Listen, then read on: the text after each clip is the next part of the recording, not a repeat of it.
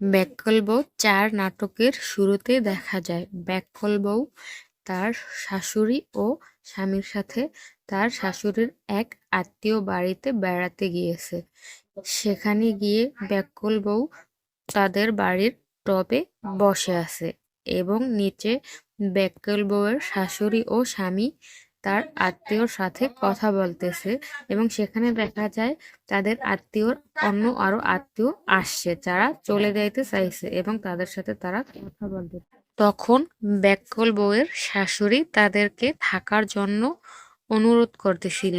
তখন ব্যাককল বউ উপর থেকে সেগুলো লক্ষ্য করে উপর থেকে বলে, কারণ সুফিয়া এখনো বেঁচে আছে। দারুণ! এই বলে সে নিচে নেমে আসে এবং তার শাশুড়ি তাকে হাত উঠিয়ে বলে, তুই ওখানে খাড়ন।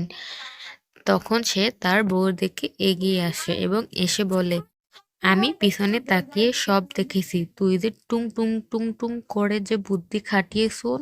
এখন আমরা কই আছি? সিলেট চৌরান এসিন। এখানেই বসে বুদ্ধি খাটিয়ে গ্রামের মতো বুদ্ধি খাটানো যাবে না, ভাবতে হবে। এখানে শহরের বুদ্ধি শহরের রকমের। তোকে আমি অনুরোধ করি, তুই এখানে কোনো বুদ্ধি খাটাতে যাস না।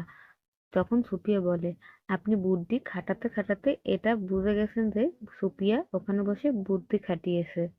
আপনি কোনো চিন্তা করবেন না, আমি আপনাকে বাঁচিয়ে দিব। আপনি দেখেন শুধু আমি কি করি। তখন তার শাশুড়ি বলে, হ, আমি তো তোর কাছ দিয়ে সবকিছু শিখছি। তুই আমাকে হাতের কেন আঙ্গুল ধরিয়ে হাঁটানো শিখিয়েছিস, তারপর বুদ্ধি শিখিয়েছিস। আমি তো তোর কাছ থেকে সবকিছু শিখিয়েছি।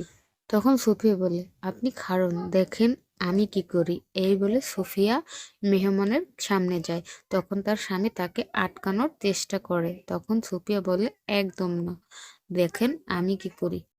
তখন দেখা যায় সুফিয়া মেহমানদের কাছে গিয়ে মেহমানদের জিজ্ঞেস করে, আপনারা সত্যি চলে যাইবেন?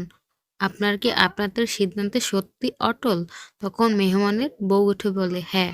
তখন সুফিয়া মেহমানের হাজবেন্ডকে জিজ্ঞেস করে, আপনি কি আপনার সিদ্ধান্তে অটল? দুই। তখন তার স্বামী উত্তর দেয়, হ্যাঁ। তখন সুফিয়া বলে, আপনারা যখন চলেই যাবেন তখন সুফিয়াকে মাত্র 10 সেকেন্ড সময় দিন। আমি সুই করে যাব আর সুই করে আসব। আপনি 1 থেকে 10, না না, আপনি 10 থেকে 1 পর্যন্ত গুনেন, তার ভিতরেই আমি সুফিয়া চলে আসব।